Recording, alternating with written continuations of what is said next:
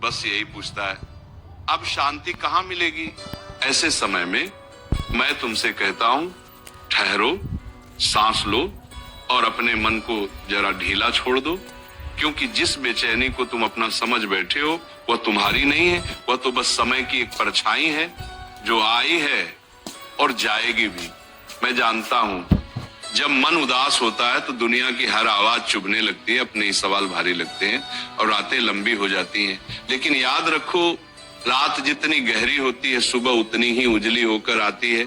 और जो दिल आज टूटता हुआ महसूस कर रहा है वही दिल कल सबसे ज्यादा मजबूत भी होगा, क्योंकि टूटने की पीड़ा ही इंसान को भीतर से गढ़ती है। उदासी कोई शत्रु नहीं है। ये तो तुम्हें रोककर ये पूछने आई है, क्या तुम खुद को भूल तो नहीं गए? क्या तुमने अपनी कीमत दूसरों की नजरों में तो नहीं खोजनी शुरू कर दी? क्या तुम अपने कर्म से ज्यादा परिणाम की चिंता में तो नहीं जी रहे? अगर हाँ तो ये उदासी एक संदेश है, सजा नहीं।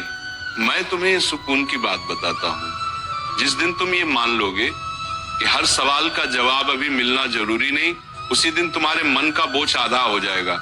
जीवन कोई अदालत नहीं है जहां हर क्षण फैसला सुनाया जाए।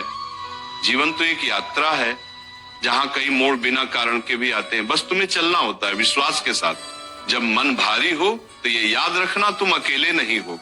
भले ही उस समय कोई तुम्हारे पास बैठा ना हो, लेकिन तुम्हारी हर सांस के साथ एक शक्ति चल रही है जो तुम्हें गिरने नहीं देगी। तुमने अब तक जितना सहा है, जितना झेला है, वो किसी कमजोर इंसान का काम नहीं। ये उस आत्मा की पहचान है जिसे तोड़ने की कोशिशें बहुत हुई पर वो हर बार और निखर कर निकली। उदासी में सबसे बड़ा धोखा ये होता है कि इंसान खुद से ही दूर हो जाता है। वो अपनी अच्छाइयों को भूल जाता है, अपनी जीतों को छोटा समझने लगता है और अपनी हारों को अपनी पहचान बना लेता है। लेकिन सुनो, हार कभी पहचान नहीं होती। हार तो बस एक पड़ाव है जहां रुककर आत्मा को सांस लेने का मौका मिलता है। अगर आज तुम्हारा मन रो रहा है तो उसे रो लेने दो।